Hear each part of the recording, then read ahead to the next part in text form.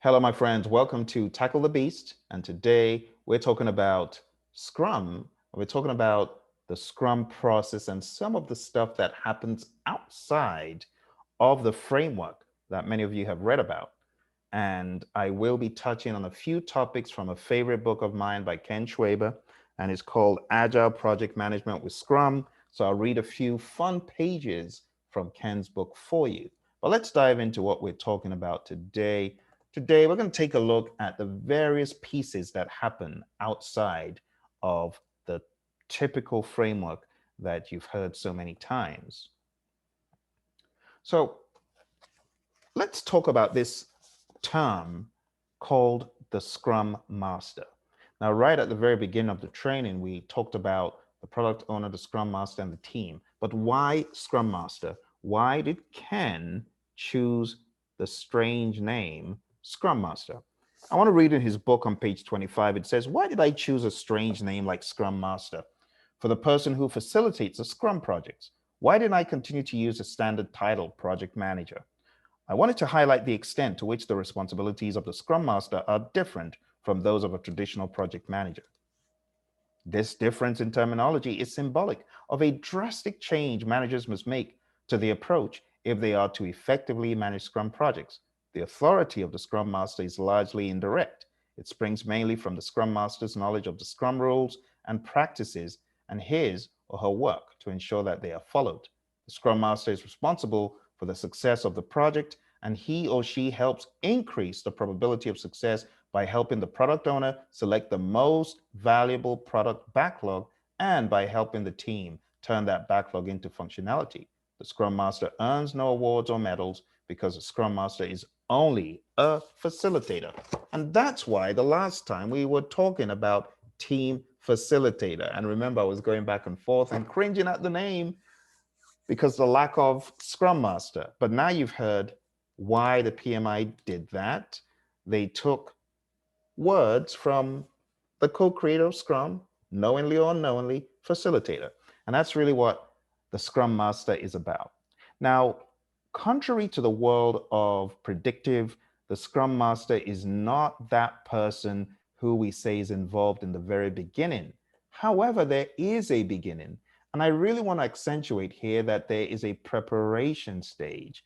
We just don't see it on the traditional framework, but there's a preparation of a business case, the why behind what is being worked on, and funding, and a contract, in some instances, contractual agreement, and vision casting, and understanding the initial backlog and the initial release plans, which are not talked about in the Scrum Guide to a large degree. They're talked about in other literature, and that's okay because that's not the focus. The focus is not on the preparation, the focus is on the meat of what is being done and what has been agreed. So there has to be stakeholder buy-in, and of course, a team needs to be assembled. Of course, that needs to happen. So this is a reminder about some of those things. All right. One of the things that we do talk about is sprint planning. And if you've forgotten, sprint planning happens before you start working in earnest on those tasks. In fact, you use a sprint planning meeting to define what tasks need to be done. Yes, we said tasks. Yes, you do go down to that level on many a project. It is not taboo. And in the world of PMI, you be rest assured they want you to be aware of those tasks, okay? Then once sprint planning has been done and the sprint backlog has been created, there's going to be a daily scrum, there's going to be daily work. After all the work is done, the development is done, you then get your potentially shippable increment or product increment. There will then be a sprint review where the customer gets the pleasure of seeing whether you built what they wanted, and the demo happens as part of the sprint review. All right. For the longest time, I wondered, where is the demo hidden? It's in the sprint review. That's one of the things I didn't get earlier on when I went through my training over 10 years ago. So there are tiny little pieces that you might have missed. And for that reason, I encourage you to reread the Scrum Guide, reread the Agile Practice Guide for these details. All right, there's going to be a sprint retrospective where the team looks back and says, what could we do better? What did we do well? What could we do better? Of course, and it's not documented. All right, Last but not least, we have the updates. And these updates to the product backlog are not made in this sequential order, actually in the middle of the sprint somewhere. This is where there could be some backlog refinement, and this is where the product owner and the team optimize the backlog and better understand what needs to happen in the next sprint. And then you go into sprint planning again for the next, and you just follow that cycle round and round. All right, now a quick reminder of some of the things that you have here. We have the product backlog. There could be a product backlog burn down, as in the world of the PMI, sprint backlog burn down. I know this will make some people in the Agile community cringe, but yes, these are concepts just to be aware of, right? Product backlog delta report. Yep, I know. These are not formal things in Scrum, but they're just things to be aware of. Someone also talks about an impediment log or an impediment list.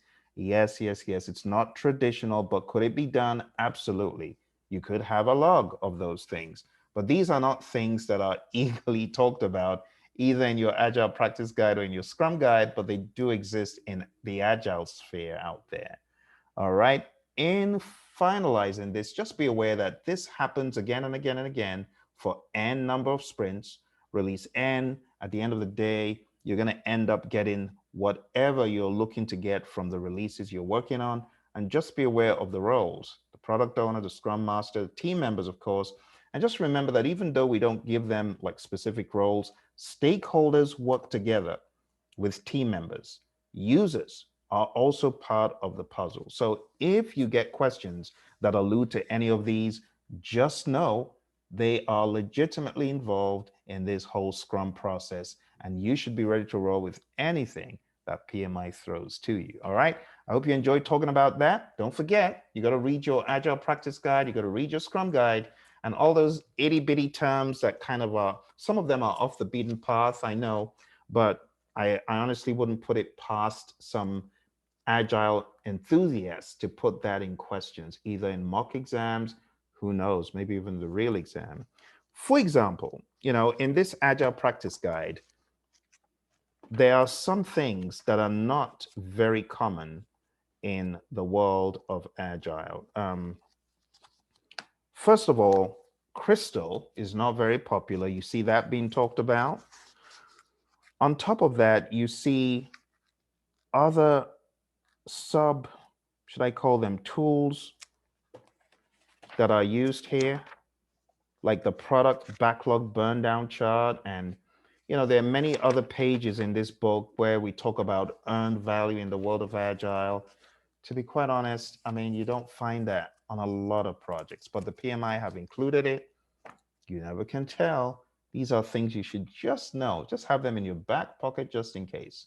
Huge shout out to one of our buddies, Jim, who got certified not too long ago. Jim sent in his lessons learned. And in his lessons learned, and I mean, Jim knows the material really well because he'd been through the beast of the PMBOK guide. He knows it backwards and forwards. Jim's feedback was very similar to feedback we've heard from so many other folks. And the feedback was the percentage of the PMP exam that was agile was as good as 85%. Wow. So, my friends, you see why I keep telling you, you got to read that book and everything else we've given you. If you're one of our students in our training, take all the quizzes, pound on the difficult agile tests. I know some folks have done the difficult one. Some folks are trying to distance themselves from it. No, just do it. Do all the agile quizzes and get good with agile. You'll be extremely glad you did. All right. You take care. And by the way, remember, don't forget, go to our buddy Ken, go to his website. His website, he's the co-creator of Scrum and the author of this great book that I'm reading. And his website is scrum.org. And he has the Scrum Open quiz, and he'll give you a run for your Scrum understanding. Go play with it, and I'll see you in the next episode. Bye for now.